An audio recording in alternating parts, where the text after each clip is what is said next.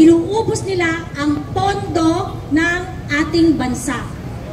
Inuubos ng mga pera, inuubos ng mga tao dyan sa Malacanang ang ating pera. Inuubos ng mga buwaya dyan sa House of Representatives ang ating mga pera. Galit na galit sila kay Inday sa 125 million na confidential funds. Gusto nilang busisiin hanggang sa pinakamaliit na detalye. Meron ba silang karapatan para malaman yun? Confidential nga eh. Kaya ang confidential, it's not for them to know. Ang opisina po ng isang ehekutibo ay nagkakaroon talaga ng confidential fund. At ang confidential fund niya ay nakabase sa allocation ng legislature. Sila rin naman yung nagbigay ng pera dyan eh. Kung sila ang nagbigay ng pera dyan, bakit sila galit ngayon na ang confidential fund ay ginamit ni Inday? Okay. Ngayon, punta tayo kung talagang concern sila sa pera ng bayan, yung mga plastic dyan, kagaya ni Joel Chua, na minura-mura ni Inday nung isang araw, at minumura-mura rin namin 3 times a day. Ayan. Putang ina mo, Joel Chua. Chairman ka pa man din ng Committee on Good Governance and Public Accountability, pero hindi mo binubusisi yung mga pera nyo dyan sa House of Representatives.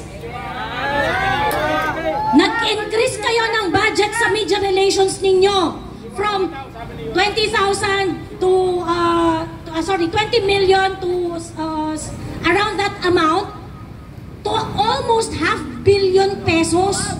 Sino pinabayaran nyo sa media relations ninyo? Yung mga bobo yung vloggers!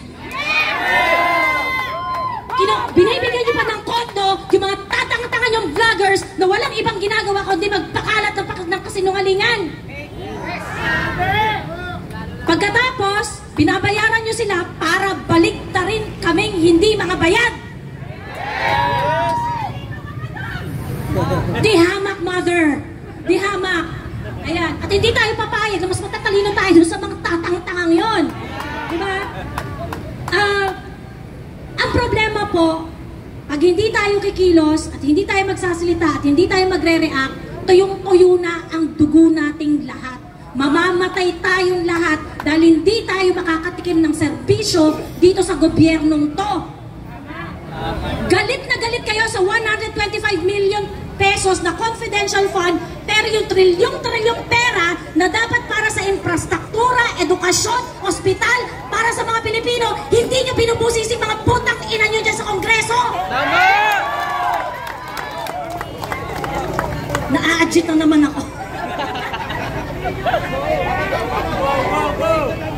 Ang kakapal ng mukha nyo, hindi nyo pera yan! Tama! Tandaan po natin, ang kinabukasan po ng bansa natin ay nasa ating lahat. At ang trabaho natin ay, at ang assignment ng bawat isang nandito, at natutuwa ako dahil pagkatapos ko pong magsalita kahapon, ang daming nag-message sa akin. Miss Joey, kinausap ko yung mga kaibigan ko. Miss Joey, kinausap ko yung nanay ko. Pinaliwanagan ko sila, naiintindihan nila ko. Miss Joey, yung kakapatid ko, kakampi, kinausap ko about this. You have to be patient. You have to be loving. Pag ina-explain nyo sa kanila kung ano ang sitwasyon natin, tsagain natin sila. Sa online, pwede tayong bardagulan dyan. Sa online, pwede tayong mag-away-away dyan. Pero pagdating sa mga pamilya ninyo, pagdating sa mga kaibigan ninyo, you really have to talk to them gently, patiently, and lovingly. Kailangan nyo ipaunawa sa kanila na kung hindi tayo papalag ngayon, tuyo ang dugo nating lahat. Baka wala na tayong abutang Pilipinas in 50 years. Dahil ginahasa na nila ang pondo ng bayan, ginahasa na nila ang lahat ng institusyon na dapat ang priority ay nagbibigay ng serbisyo sa bansa, pero hindi nila ginagawa.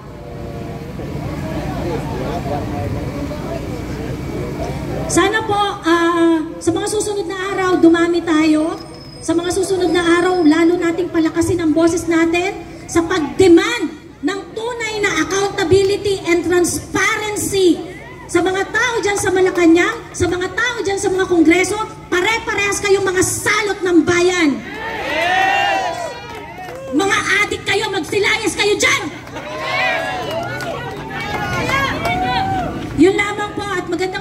gabi sa inyong lahat. Alright! Ayan. Ang babae na daig pa ang isang lalaki. Na kung saan, ang tawag sa kanya ay... Hindi mo pera yan! Alam nyo, mga kasama, hindi po galit. Duterte! Duterte! Duterte! Duterte! Duterte! Alright. Okay, Dok, Po! gusto lang natin linawin na yung huli po natin nagsalita ang speaker, hindi po galit yun. Hindi galit. No, pero ako na magpapakatotoo Na ano? dahil mga putang ina nyo lahat!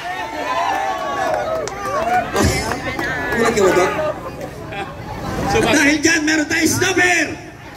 Okay, next, Dok. Sumasakit yung pulse ko pag nakakarinig ako ng mura. Okay, but again, gusto lang po namin linawin sa inyo, no? Yung pagmumura po ng mga kasama natin, dahil po dun sa kasalanan ng mga taong makasalanan. Yes, tama. Ano po nasusulat sa Biblia? Love the sinner, but hate their sin.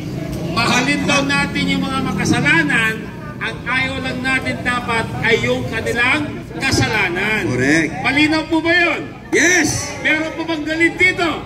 Wala! At dahil dyan, Dok, tinanong mo, sabay-sabay tayo. 1, 2, 3, mga putang ina nyo! Hindi kami galit. Napaliwanag lang. Next. Nakataon, Dok, ikaw na magbasa. Teka lang. Okay, Dok. Brad, Yes, Dok. tignan ko nga tapos ng dila mo. Sanga-sanga na, Dok, kung titignan. Ang talit. Saka kay snowbeer ko Okay. yan. Kaya nga hindi ako kumakain yun eh. Pagin po natin ha. Isang galing po ng norte ito. Isang Ilocano Yes. na taga Ilocos Sur Yes. na ayaw niya saan? Pangag! Tawagin natin. Walang iba kundi si Mr. Richard Pariñas! Palakpak naman dyan. Naman dyan. Yan, Pariñas. At ang Pariñas ay kalaban ng mga pangag! Ano po kakantahin, sir? Ano pong kakantayin? Ay atik. Iyo! Magandang gabi po sa lahat. Akala ko sa rumpang First time ko to eh. first time mo. Pero ilang gabi ko nang minomonitor yung nangyayari. Oh, kininayo! Oh, kininam talaga sila lahat. Ha? Sana sa mga lahat ng mga nakatutok dito, Duterte tayo. Ha? Sa lahat ng mga Kailocanuhan, tumatayo ako dito, tahimik sila. May nabalitaan ba kayo mga Ilocano na lumaban na kumontra kay Marcos? Di ba wala? Marami! Sino? Kami! Ha? Kami! Meron? Kami! Oh. Meron na ngayon! Ako, Hindi ka nag-iisa. pinanganak ako September 11, 1986. Kabirthday ko yung tatay niya. Si Apo Lakay. Pero yung anak niya, ewan ko lang. Okay na. Napanood ko tong nangyari ito kay BP, kay Atty. Lopez. Masyadong garapal. Winang lahaya na yung BP natin eh. Walang hiya talaga sila. Hindi ko naman nilalahat na mga kasi trabaho ng mga yan eh, di ba? Pero sa lahat ng mga nakasubaybay, Luzon, Visayas, Mindanao, Ilocano ka man, Bisaya ka man, Mindanaoan ka man, nanay ko, taga Mindanao din. Alam na natin yung nangyayari sa gobyerno ngayon. Sana naman magising na kayo. Yung nangyayari sa Kongreso ngayon, dahil lang dito, di ba? Dahil lang sa pera. Para magkaroon sila ng pondo para sa election sa 2025. Magti 3 years pa lang si Marcos sa posisyon.